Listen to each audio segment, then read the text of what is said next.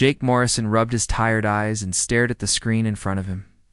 The coffee in his cup had gone cold hours ago, but he didn't care. He was doing the most important job in human history, even if it felt boring most of the time.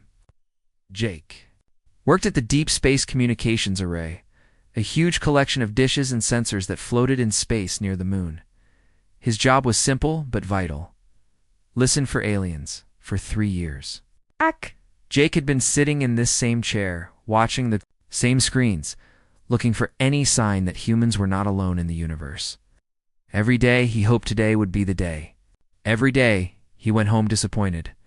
Amy Parker sat at the station next to him. She was younger than Jake, maybe 25, with bright green eyes and red hair that she always kept tied back in a neat bun.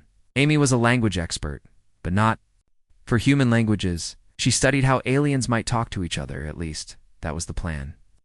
So far, she had spent 3 years studying nothing but static and background noise from space. Ben Clark worked at the third station in their small room. He was the oldest of the three, probably close to 50, with gray hair and hands that were always dirty from working on the equipment. Ben had built most of the listening devices they used. He understood every wire, every circuit, every piece of code that made their system work. If aliens were out there talking, Ben's machines would hear them. The three of them worked the night shift, from midnight to 8 in the morning. Most people thought this was the worst shift, but Jake liked it. Space was quieter at night somehow. Fewer human radio signals to get in the way, less chatter from Earth to block out the faint whispers that might come from the stars. Jake stretched and looked at the clock. It was 3 in the morning, 5 more hours to go. He was about to reach for his cold coffee when something made him freeze. One of the screens was showing something different. Instead of the usual flat line that meant silence, there was a spike, a big one. "Hey, Amy," Jake said, trying to keep his voice calm. "Take a look at this." Amy rolled her chair over to Jake's station. Her eyes went wide when she saw the screen. "That's not background noise," she said. "That's something else." Ben looked up from the circuit board he was fixing. "What's going on?" "We're getting a signal," Jake said. His hands were shaking a little as he started recording everything. "A strong one. It's coming from ... He checked the coordinates. 47 light years away, give or take. Ben dropped his tools and ran to his own station. His fingers flew across the keyboard as he brought up more detailed scans. "This is artificial," he said after a few seconds. "No question about it. No natural process makes patterns like this." Amy was already working on her translation programs. She had spent years preparing for this moment, building computer systems that could look for patterns in alien languages. Screens around her lit up with graphs and charts as her programs tried to make sense of the signal. She said, "The same message over and over. There are mathematical patterns in it. Look at this." She pointed to her main screen. "These numbers here are pi. This sequence is prime numbers. They're trying to prove they're intelligent." Jake felt his heart pounding. This was it. This was the moment that would change everything. Humans were not alone. After thousands of years of wondering, they finally had proof. But as Amy's programs worked on the signal, Jake started to notice something wrong. The mathematical proofs were perfect, but there was something else in the transmission. Something that made his stomach feel cold. "Amy," he said quietly. "What does the rest of it say?" Amy's face went pale as she read the translation on her screen. "It's a distress call," she whispered. "Jake, they're asking for help." Ben came over to read Amy's screen. The translation was rough, but the meaning was clear. "To any who receive this transmission, our world dies. The devourers come to our system. We estimate 12 cycles remaining before our extinction. We are the Keth of the fourth world. If there are others like us among the stars, please remember that we existed." The three humans sat in silence for a long moment. Their first contact with alien life was a cry for help from a dying civilization. "We have to tell someone," Jake said finally. "Tell them what?" Ben asked. "That we found aliens and they're about to be wiped out. That we got a message from 47 light years away asking for help we can't possibly give. We have to try," Amy said. She was already preparing a full report. "Maybe there's something we can do," she called Admiral Lisa Hayes, the head of Earth's Stellar Defense Force.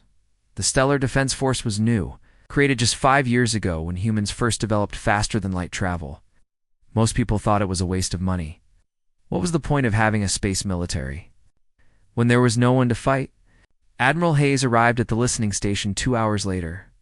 She was a tall woman, with short gray hair and serious blue eyes.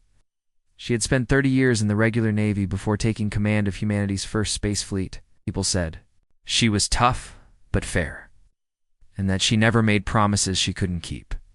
She listened to the alien message 3 times without saying a word. Then she asked Amy to play it again while she read the translation. "How sure are you about this translation?" Admiral Hayes asked. 90%, Amy replied. "The mathematical parts are perfect. The language parts are harder, but the meaning is clear." "Are asking for help, and you're sure this is real? Not some kind of test or hoax?" Ben showed her all the technical data. The signal was definitely coming from space. Definitely from the coordinates they had calculated, and definitely artificial. There was no way humans could fake something like this. Admiral Hayes was quiet for a long time. Finally, she asked the question that Jake had been dreading. How long would it take to get there? 47 light years, Ben said. With our fastest ships, maybe 18 months. But Admiral, they said they have 12 cycles left.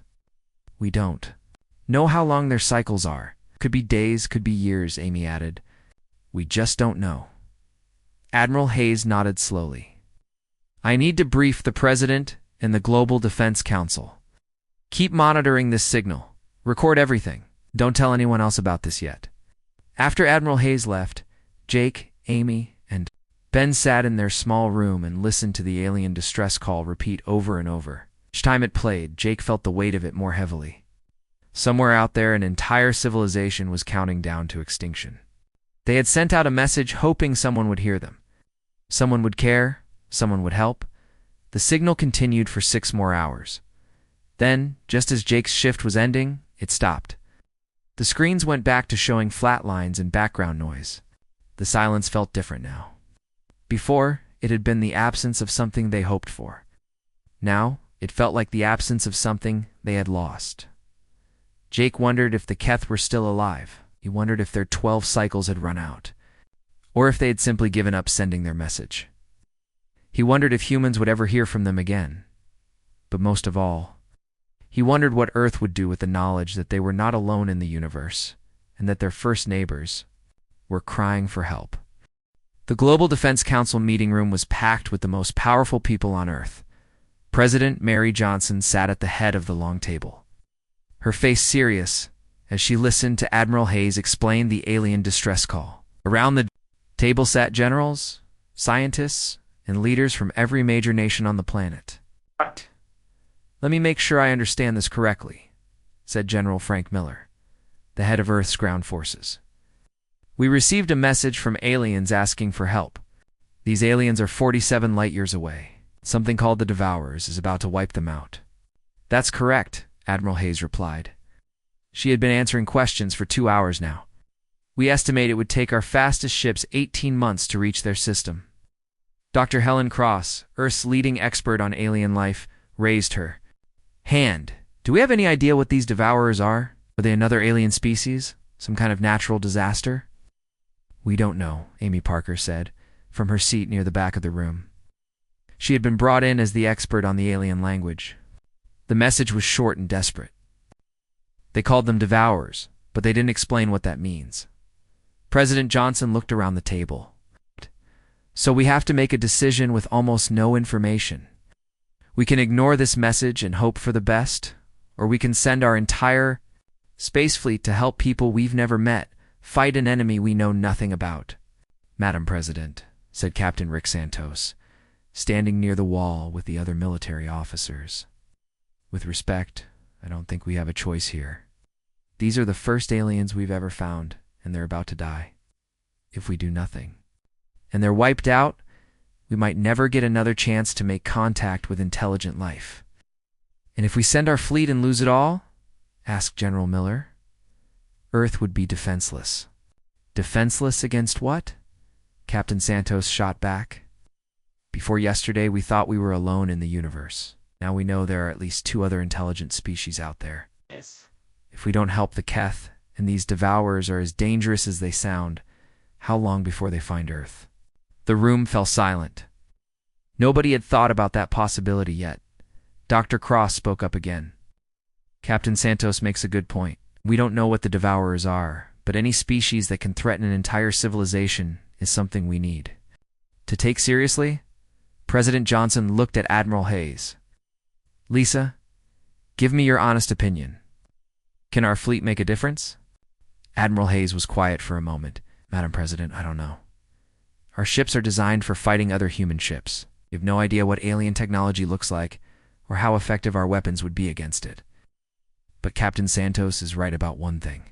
If these devourers are a threat to all intelligent life, then helping the Keth isn't just about saving them. It's about learning what we're up against. The president nodded slowly. How long do we have to make this decision? The alien signal. Stopped 6 hours ago, Amy said. We don't know if that means they're dead or if they just stopped transmitting. But if their estimate of 12 cycles was accurate, we might already be too late. Unless their cycles are longer than we think, added Ben Clark, who had also been brought in as a technical expert. We could be talking about years instead of days. President Johnson stood up. I need to think about this. Admiral Hayes, I want you to prepare for both possibilities. If we decide to go, how quickly can we mobilize the fleet? The entire Stellar Defense Force could be ready to depart in 72 hours, Admiral Hayes replied. But Madam President, if we're going to do this, we need to do it right. This won't be a diplomatic mission. If the Keth are really under attack, we'll be going to war. Then we better make sure we're ready for one. The meeting ended, but the work was just beginning. Admiral Hayes spent the next 3 hours briefing her senior officers on what they knew and what they didn't know about the situation. The list of things they didn't know was much longer. Captain Santos gathered his ship commanders in the briefing room aboard the UES Phoenix, humanity's most advanced warship. The Phoenix was huge, almost a kilometer long, with enough firepower to destroy a small moon. It had been built to fight other human ships in case Earth's colonies ever rebelled. Now it might have to fight something completely alien. Ladies and gentlemen, Captain Santos said to the 12 other captains in the room, we might be about to fight humanity's first interstellar war. The problem is, we don't know what we're fighting.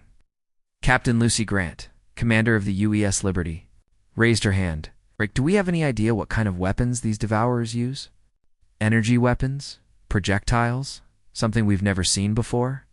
No idea, Captain Santos replied. For all we know, they might use weapons that our shields can't stop, or maybe our weapons won't even damage their ships. Colonel Pete Williams, the head of the Marine forces that would be carried by the fleet, looked worried. What about ground combat? If we need to land on the Keth planet, we don't know anything about their environment, their gravity, their atmosphere. My Marines could be fighting in conditions they've never trained for. Dr. Cross, who had been assigned to accompany the fleet, tried to sound hopeful. We'll learn as much as we can on the way there. If we can establish communication with the Keth, they might be able to tell us more about what we're facing. Engineer Sam Davis, the head of the fleet's technical team, had been quiet during most of the meeting. Finally, he spoke up. I've been thinking about this all day. Our ships were designed to fight humans, but maybe that's not a bad thing. Humans are pretty good at building things that can kill other things. Even if our technology is different from these devourers, it might still be effective. Captain Janet Miller, who commanded the UES Victory, nodded. Sam's right. We might not know what we're up against, but they don't know what we're capable of either. That could be an advantage. The briefing lasted until late that night. By the time it was over, everyone knew their jobs. The fleet would carry enough supplies for a 2-year mission. Every ship would be loaded with extra weapons and ammunition. The Marines would bring equipment for fighting in any environment they might encounter. Meanwhile, Communications Officer Kate Brown worked with Amy Parker to try to re-establish contact. With the Keth, they broadcast messages on the same frequency where they had received the distress call. Using the mathematical patterns they had learned from the original transmission, for 16 hours, they heard nothing but silence. Then, just as Kate was about to give up for the night, her equipment picked up a weak signal. "This is Amy Parker of Earth calling the Keth," Amy said into her microphone, using the translation programs she had developed. "We received your distress call. Help is coming." The reply came 30 minutes later, faint but clear. "Earthship, this is Keth Scientist Vex speaking. You answered our call. We did not dare to hope. The Devourers are 6 cycles away from our system. Are you warriors? Can you fight them?" Amy looked at Kate, then replied, "We are bringing our war fleet. Tell us about the Devourers. What are they? How do they fight?" The answer that came back made both women go pale. "The Devourers are not like us. They are not like you. They consume all life. They have destroyed 12 worlds in our region of space. Their ships are alive. Their weapons turn matter into energy. We have tried to fight them, but we are scientists, not warriors. We build and create. They only destroy." Kate immediately sent the message to Admiral Hayes. Within an hour, every ship commander in the fleet had heard Vex's warning. The Devourers weren't just another alien species. They were something much worse. President Johnson made her final decision at dawn. The fleet would depart for the Keth system immediately. Humanity's first contact with alien life would be a military intervention to save a species they had never met from an enemy they didn't understand. As the sun rose over Earth, 50,000 human soldiers, sailors, and scientists prepared for the longest journey in human history. They were going to war against an enemy that consumed entire worlds, using weapons and tactics that had never been tested against alien technology. Captain Santos stood on the bridge of the Phoenix and watched Earth shrink in the view screen as the fleet entered hyperspace. He wondered if any of them would ever see home again, but he also knew they were doing the right thing. The Keth had asked for help, and humanity had answered. Now they would find out what humans could accomplish when they fought for something bigger than themselves. The human fleet dropped out of hyperspace at the edge of the Keth system and immediately knew they were looking at a disaster. Captain Santos stood on the bridge of the Phoenix and stared at the main screen in horror. This was not what he had expected to find. 3 of the 5 planets in the system were dark. It's not the normal darkness of night, but the complete blackness of worlds that had been stripped of everything. No lights, no atmosphere, no signs of life at all. Space around these dead planets was filled with debris. Broken pieces of what had once been cities, space stations, and ships drifted in huge clouds of wreckage. "My God," whispered Lieutenant Commander Alex Stone, the fleet's intelligence officer. "What happened here?" Admiral Hayes stood beside Captain Santos, her face grim as she watched the sensor readings scroll across the screens. "The Devourers happened," she said quietly. "We're seeing what they leave behind." The 4th planet in the system was still alive, but barely. Its surface glowed with the lights of cities, but even from this distance, the sensors could detect massive damage. Huge sections of the continents were dark, and the planet's orbital stations were either destroyed or heavily damaged. Called out Communications Officer Kate Brown from her station. "I'm receiving a transmission from the 4th planet. It's the Keth." "Put it through," Admiral Hayes ordered. The voice that came through the speakers was tired and desperate. Amy Parker's translation programs had improved during the long journey, so they could understand the alien words almost immediately. "Human. Ships. This is Keth, Defense Coordinator Zach. We are grateful you have come, but we fear you may be too late. The Devourer's swarm will arrive in 2 cycles. Our defenses are broken. We have maybe 6 million survivors left on our world." Captain Santos felt his stomach drop. 6 million survivors. How many had there been before the attack started? "Coordinator Zach," Admiral Hayes replied. "This is Admiral Hayes of the Earth Defense Fleet. We're here to help. Tell us about the Devourers. What are we facing?" The reply came after a long pause. "Admiral Hayes, the Devourers are not like any life you know. They are a swarm species. They travel in massive groups, consuming everything in their path. Their ships are grown, not built. They are alive, and they adapt quickly to whatever weapons we use against them." Dr. Helen Cross, who was monitoring the conversation from her science station, looked up at Admiral Hayes. "Admiral, I'm detecting something on long-range sensors. Multiple contacts approaching the system. They're big. Admiral Hayes turned to Captain Santos. How long do we have? Based on their current speed, Alex Stone reported, maybe 18 hours before they reach the fourth planet. Admiral Hayes opened a channel to the entire fleet. All ships. This is Admiral Hayes. We came here to help the Keth defend their world. In 18 hours, we're going to find out what humans can do against an enemy that has destroyed entire civilizations. Prepare for battle. Over the next few hours, the human fleet took up defensive positions around the Keth homeworld. The Keth sent up what few ships they had left to join the defense. These alien vessels were strange to human eyes, with curved hulls and organic-looking designs. They were clearly built for science and exploration. War Coordinator Zach came aboard the Phoenix to meet with the human commanders. He was the first alien any human had ever seen in person. He looked somewhat like a tall, thin human, but his skin was pale blue and his eyes were much larger. He moved gracefully, but there was sadness in every gesture. Your people have come so far to help us, Zach said through the translation device Amy had built. But I must tell you the truth. The Devourers have destroyed 12 civilizations in this part of space. We are the 13th. No one has ever successfully fought them. Colonel Pete Williams, who had joined the meeting in case ground combat became necessary, leaned forward.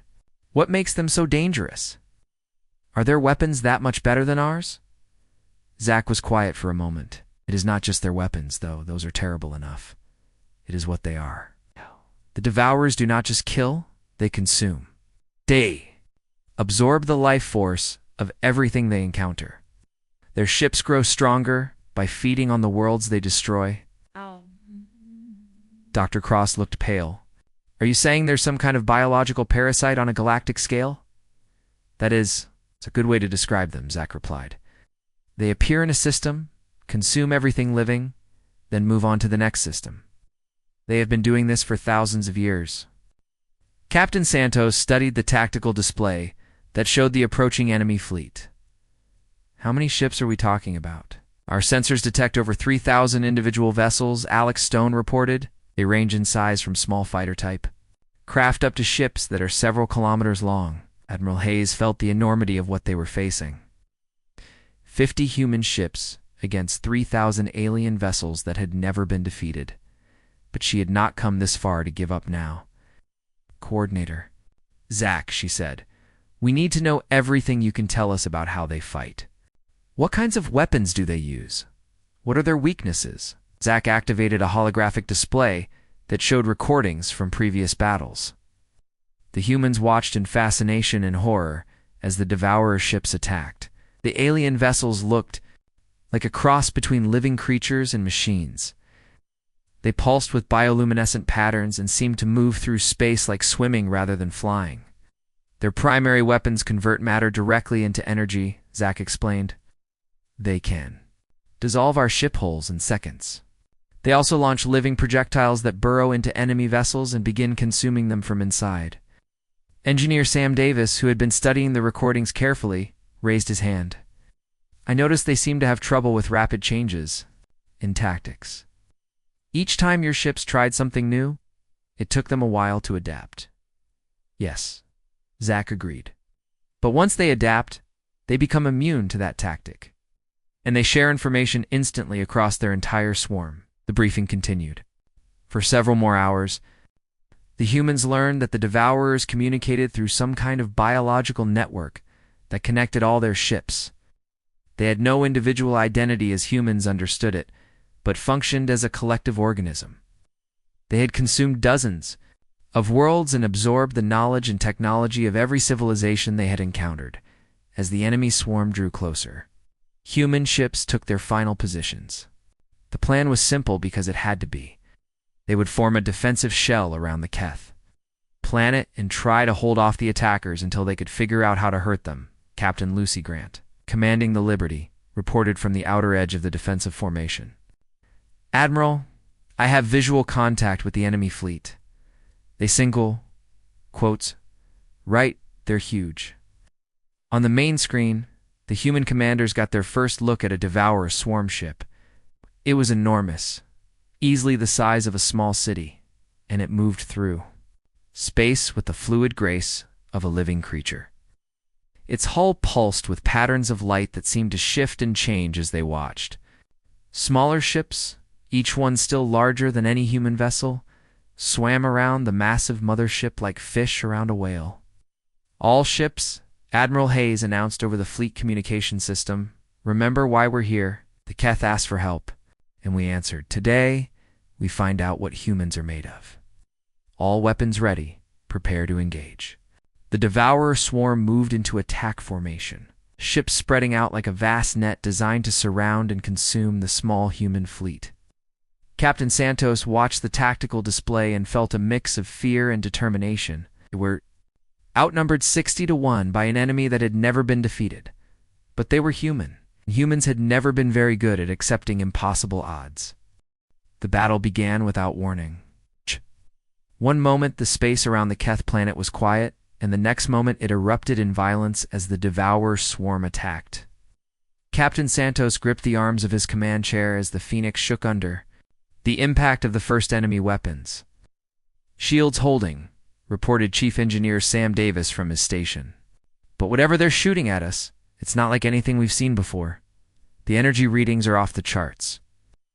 Admiral Hayes stood in the center of the Phoenix's bridge, watching the tactical display as enemy ships swarmed around the human fleet. "All ships return fire. Let's see what our weapons can do." The human ships opened fire with everything they had. Nuclear missiles, plasma cannons, and railguns sent streams of destruction toward the approaching Devourer vessels. To everyone's surprise, the weapons were effective. The first enemy ship to take a direct hit from the Phoenix's main guns exploded in a burst of green fire. "We can hurt them," Captain Santos said with relief. "Whatever they are, they can die." But the relief was short-lived. Within minutes, the Devourers began adapting to human weapons. Ships that had been vulnerable to missile attacks suddenly sprouted defensive growths that absorbed the explosions. Vessels that had been damaged by plasma fire began changing their whole composition to resist the energy beams, Captain. Lucy Grant's voice crackled over the communication system from the Liberty. "Admiral, they're learning from every attack. The same weapon that worked 5 minutes ago isn't working now." On the tactical display, Admiral Hayes watched as the human formation came under increasing pressure. The Devourers were not just adapting. Their defenses, they were changing their attack patterns too. What had started as a disorganized swarm was quickly becoming a coordinated assault. "Colonel Williams," Admiral Hayes called out, "are your Marines ready for boarding actions?" "Colonel." Pete Williams checked his equipment. "Ready as we'll ever be, Admiral. But boarding one of those things is going to be like walking into a living nightmare." The battle intensified as more Devourer ships entered the fight. The enemy vessels moved through space in ways that defied human understanding of physics. They seemed to swim rather than fly, twisting and turning with impossible grace. Some of them began firing living projectiles that looked like giant insects or worms. "Incoming biological weapons," Alex Stone reported. "They're trying to board us." Captain Santos watched in horror as one of the living projectiles struck the hull of the Phoenix and immediately began burrowing through the armor. "Security teams, 2 sections 7 through 12. Now, we have boarders." The fighting inside the human ships was unlike anything the crews had ever experienced. The Devourer boarding creatures were part machine, part animal, and part something else. Entirely. They moved through the ship's corridors like liquid, reforming themselves to squeeze through ventilation ducts and maintenance shafts. Major Steve Collins, leading a squadron of human fighters, had discovered something important about fighting the enemy ships. "Admiral, I think I found a weakness," he reported over the radio. "These ships have neural centers, like brains. If we can hit those, we can disable them without destroying them completely." "Why would we want to disable them instead of destroying them?" Admiral Hayes asked. Dr. Helen Cross, who had been monitoring the battle from her science station, provided the answer. "Admiral, I'm reading massive amounts of biological material inside those ships. I think they're carrying the absorbed life from other worlds. If we destroy them, we might be destroying the genetic legacy of extinct civilizations." Admiral Hayes felt the weight of that responsibility. They were not just fighting to save the Keth. They were fighting to preserve the memory of dozens of species that had already been consumed. All ships, new priority, she announced. Disable enemy vessels when possible. We want to recover whatever they've absorbed. Engineer Sam Davis had been working frantically to understand the Devourer technology. Admiral, I think I know how their absorption process works. They're using some kind of biological converter to break down matter and store it in organized patterns, if we can reverse the process. Can you build a weapon that forces them to release what they've absorbed? Admiral Hayes asked. I think so, Sam replied. But I'll need help from the Keth scientists, and we'll need to get close to one of their ships to test it. Coordinator Zach, who had remained on the Phoenix during the battle, stepped forward. My people will help. We have biotechnology that might be compatible with your engineering. The turning point came when Captain Janet Miller, commanding the Victory, volunteered to test Sam's new weapon on one of the smaller Devourer ships. We'll get in close and hit them with everything we've got, she reported. If this works, we might be able to turn their own feeding process against them. Captain Miller's attack was desperate and dangerous. The Victory flew directly into the middle of the enemy formation, taking massive damage from multiple Devourer ships. But when Sam's weapon fired, something amazing happened. The targeted enemy vessel began convulsing, and streams of biological matter began pouring out of it like blood from a wound. It's working, Dr. Cross reported excitedly. The ship is releasing absorbed genetic material instead of digesting it. We're forcing it to regurgitate instead of feed. The success of the weapon gave the human fleet new hope, but the battle was far from over. The largest Devourer ship, a massive organism the size of a small moon, had entered the fight. This creature was clearly the leader of the swarm, and it was heading directly for the Keth planet. That thing gets through, and the Keth are finished, Captain Santos said grimly. Admiral Hayes made a decision that would define the rest of the battle. All ships concentrate fire on the large vessel. We're going to take down their flagship. Assault on the Devourer flagship was the most intense fighting of the battle. The massive creature defended itself with weapons that the humans had never seen before. It fired streams of what looked like living fire, created gravity fields that crushed attacking ships, and launched swarms of smaller organisms that acted like guided missiles, Captain. Santos led the Phoenix in a direct attack on the creatures. Main body? This is insane, he muttered, as his ship dove toward what looked like a mouth large enough to swallow a city. We're flying into the belly of the beast. The interior of the Devourer flagship was a nightmare landscape of organic corridors, and chambers filled with the absorbed remains of countless worlds. Human Marines fought their way through passages that pulsed like arteries, while the ship's immune system tried to destroy them with living antibodies. Colonel Williams led his Marines deeper into the creature, looking for its central nervous system. This isn't a ship, he reported over the radio. It's a living creature the size of a space station, and I think it's been alive for a very long time. The Marines fought through chambers that contained the genetic material of dozens of extinct species. Some of the absorption chambers still contained partially digested life forms that might be saved if they could be freed quickly enough. Engineer Sam Davis worked with a team of Keth scientists to deploy the biological reversal weapon inside the flagship. If this works on something this big, he said, we might be able to free everything it's ever consumed. The weapon's activation created a reaction unlike anything anyone had ever seen. The massive Devourer flagship began to convulse and writhe as its own biological systems turned against it. Streams of genetic material that had been absorbed over thousands of years began pouring out into space. Admiral Dr. Cross reported, with amazement, I'm reading genetic signatures from at least 17 different species. Some of this material is thousands of years old. The death of the flagship had an immediate effect on the rest of the swarm. The smaller Devourer ships began to retreat, their coordination broken by the loss of their central controller. For the first time in galactic history, a Devourer swarm had been defeated. As the surviving enemy ships fled the system, Captain Santos surveyed the battlefield. The human fleet had taken heavy losses, 4 ships had been destroyed, and thousands of crew members had died. But they had accomplished something that no other species in the galaxy had ever managed. "Admiral," Captain Santos said quietly, "we did it. We actually did it."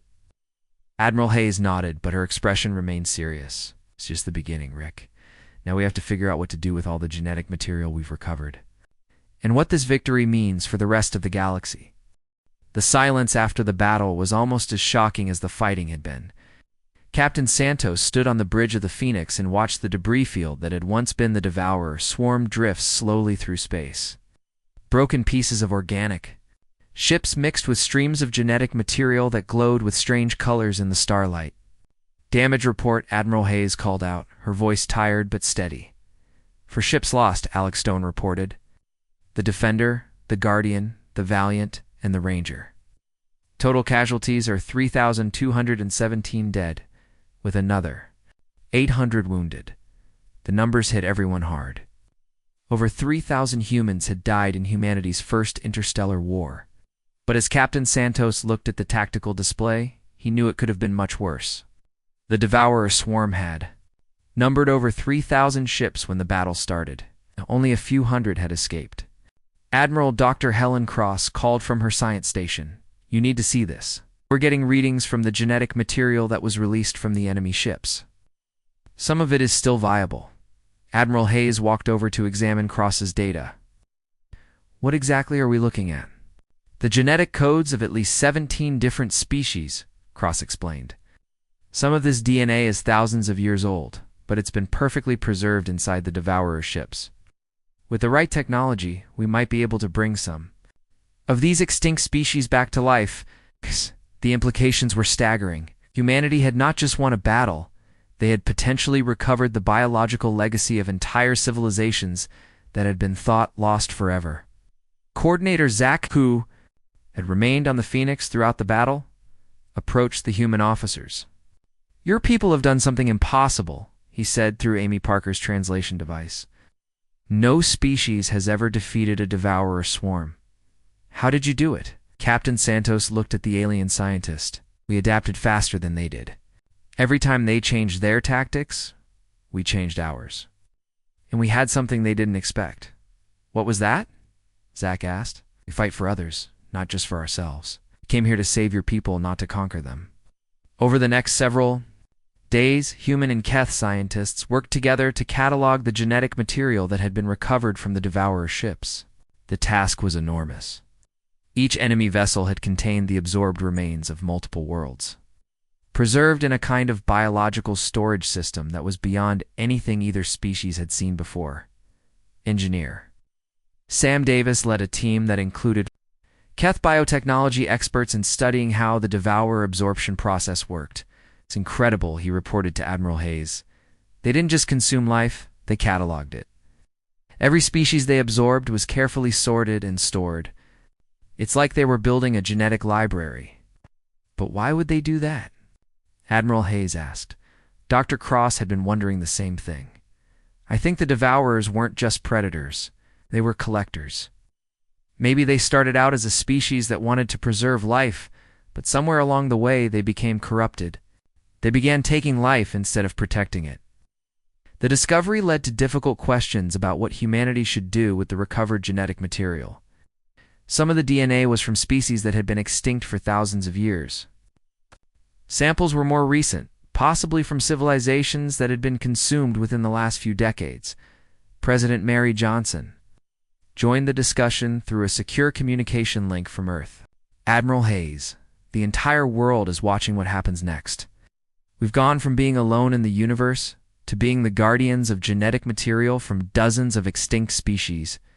What's your recommendation?" Admiral Hayes had been thinking about this question for days. "Madam President, I think we have a responsibility to try to restore what we can, but we can't do it alone. We need to work with the Keth and try to contact other surviving species." Coordinator Zach provided information that changed everything. "Admiral Hayes, my people are part of what we call the Silent Galaxy. There are 43 surviving species in this region of space, but we have all been hiding from the Devourers for centuries. We stopped exploring, stopped expanding, stopped growing as civilizations because we were afraid. 43 species, Captain Santos said in amazement. You mean there are 43 different alien civilizations out there? Yes, Zach replied. And they will all want to know how you defeated the Devourers. This victory will change everything for our part of the galaxy. Admiral Hayes made a decision that would define humanity's role in galactic civilization. Coordinator Zach, we want to meet with representatives from all 43 species. We want to share everything we've learned about fighting the Devourers. Would you do that? Zach asked, confused. Knowledge of how to defeat them would make humanity the most powerful species in the galaxy. Captain Santos answered for Admiral Hayes, because power isn't the point. The point is making sure this never happens to anyone again. Over the following weeks, representatives from dozens of alien species traveled to the Keth system to meet. With the human fleet, each species had its own appearance, its own technology, and its own culture. But they all shared one thing. They had been living in fear of the Devourers for generations. The meetings were unlike anything in galactic history. For the first time in centuries, different species were talking openly about exploration, expansion, and growth instead of just survival. Captain Lucy Grant, whose ship the Liberty had taken heavy damage in the battle, presented the tactical data. From the fight to the assembled aliens, the key to defeating them is adaptation, speed, and coordination. The Devourers are used to fighting species that use the same tactics over and over. But if you can change your approach faster than they can adapt, you can win. Dr. Cross shared the biological data they had recovered. We've identified genetic material from 64 different extinct species. With cooperation from all of your civilizations, we believe we can restore at least half of them to life. The aliens were amazed by the human approach to the situation. Most species in the galaxy thought in terms of their own survival first, but the humans seemed genuinely interested in helping everyone. Captain Janet Miller, whose ship the Victory had led the assault on the Devourer flagship, addressed concerns about future attacks. Our intelligence suggests there are at least 12 more Devourer swarms operating in other parts of the galaxy. This victory was just the beginning. Admiral Hayes stood before the assembled representatives and made an offer that surprised everyone. Earth proposes the formation of a galactic defense alliance. We will share our military technology and tactics with any species willing to help hunt down the remaining Devourer swarms. The response was immediate and unanimous. Every species wanted to join the alliance, but Admiral Hayes wasn't finished. We also proposed the creation of a genetic restoration project. Using the material we recovered and the combined knowledge of all our species, we can bring back the civilizations that were lost to the Devourers.